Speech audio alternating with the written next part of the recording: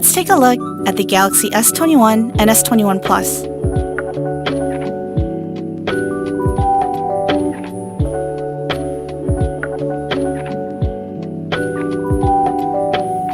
The first thing you'll notice is the incredible AMOLED display.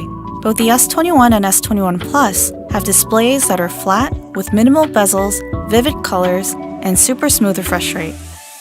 Now let's take a look at the back of the phone. You'll immediately notice a new camera design. It houses a triple camera system that is versatile for your everyday photo and video needs. Here on the S21 Plus in Phantom Violet, the camera housing blends into the side frame.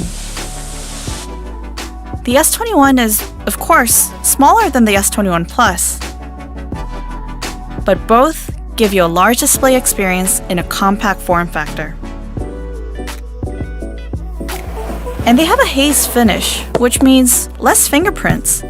Here is the whole new range of exciting colors on the S21 and the S21 Plus. These are great smartphones for your everyday, and more. This was a first up-close look at the Galaxy S21 and S21 Plus.